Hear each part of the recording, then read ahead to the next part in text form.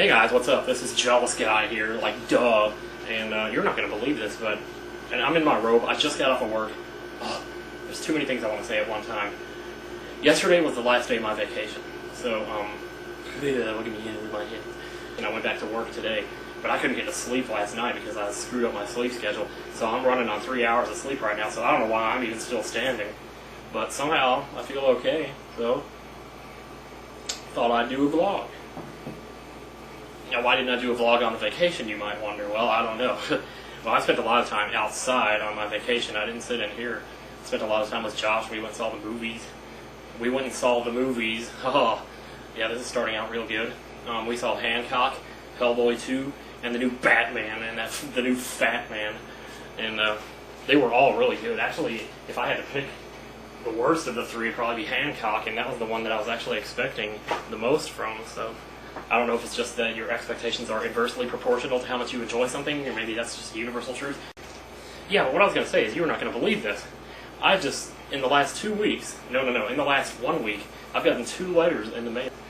It kind of reinforces my desire to keep going on as a Jealous Guy. Because to be honest, I feel kind of washed up. It's almost like, I peaked with the Lost videos, and now I'm just kind of, I mean, they say if you're going to do something on YouTube, you should do something that you're most passionate about. And I realized that I was more passionate about video games than anything else. So I started my video game channel, and I've been, like non-stop. It's just all I think about all the time now. And it's like it's become like a reason to live, sort of. So I know I'm smoking. Oh well. I do better when I talk, as far as talking goes. Anyway, the first letter is from Brandon. Actually, both of the people who wrote letters to me are from Chicago. How cool is that? Or, well, the other one was actually... Wait a minute, no, this is not Chicago. It's Naperville. It's pretty close to Chicago, isn't it? I think. Well, the post stamp says Chicago, so... Yeah, anyway, but Brandon, this is actually the second letter I got from him, because he wrote me already. And he wrote his letter on the back of some printed out coupons. You can see he used one of them. It's kind of cool.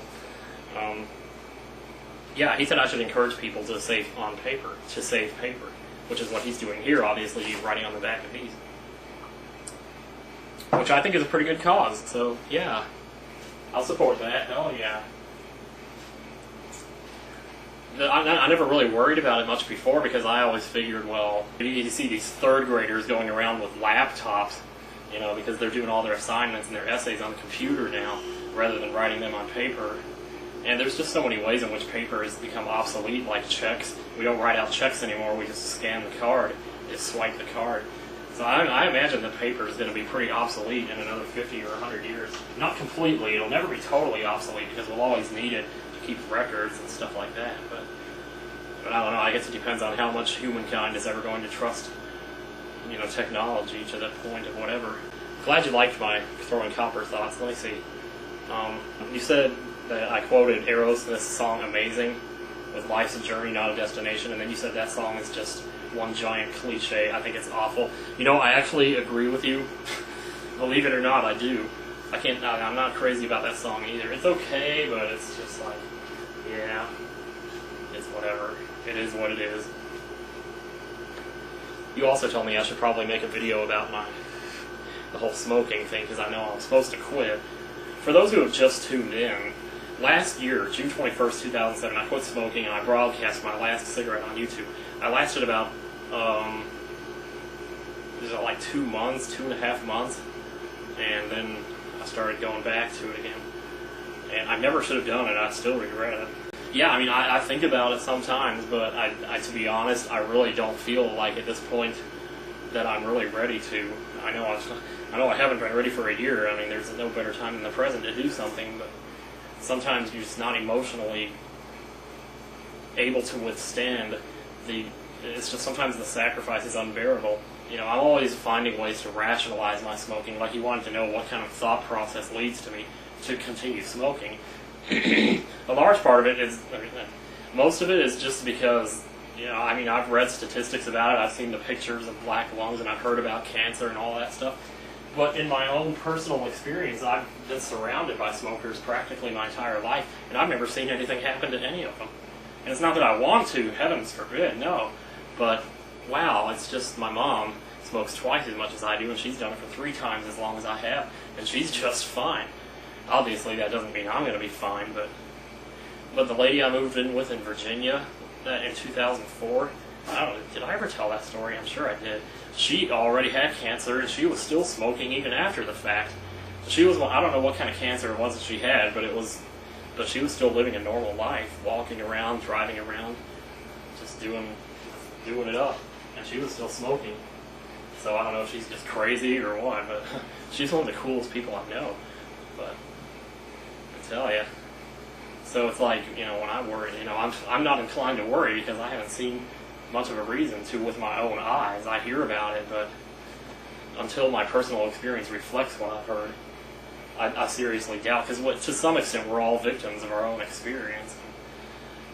I mean, I'm not, like I said, I'm trying to rationalize it, It's just there's so many little things about it.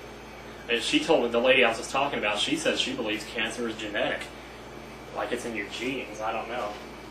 Like Alzheimer's and that kind of stuff. Because people always say, well, I'm not going to get this because it doesn't run in the family or whatever. And there's no cancer in my family as far as I know, if it is genetic.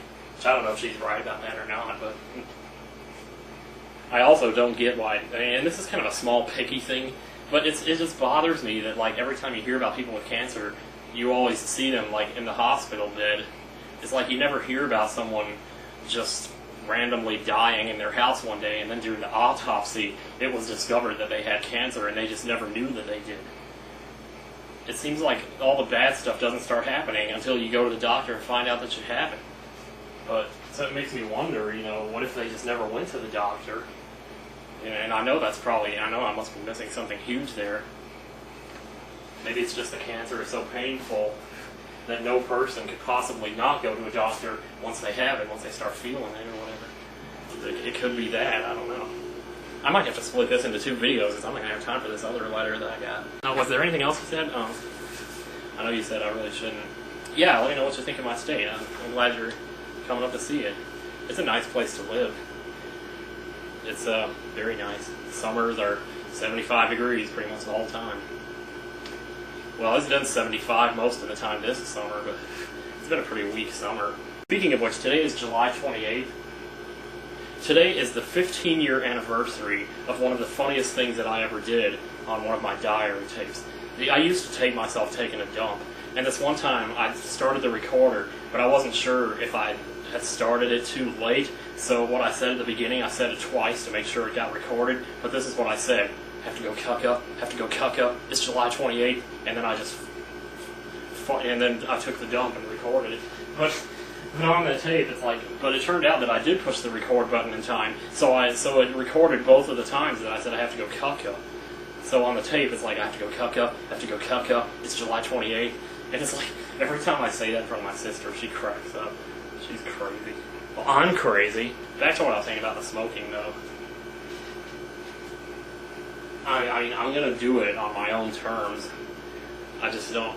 I think I'd have a better time doing it if people weren't bothering me about it so much, because all that does is makes me want to keep doing it out of spite, which I know is immature, but I remember when I was a non-smoker, the kind of things that I thought about smokers, because it's so easy to think those things, because you got all the facts to back it up. It's like, it's not even an opinion.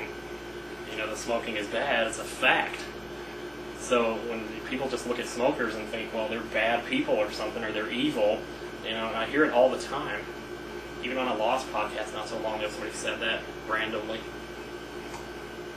And I was just like, please, no, don't stereotype me like that, man. Especially because I like you. Well, I did. It's not because of that I stopped. I just, time made that go away. But anyway, I'm sure you have no idea what I'm talking about.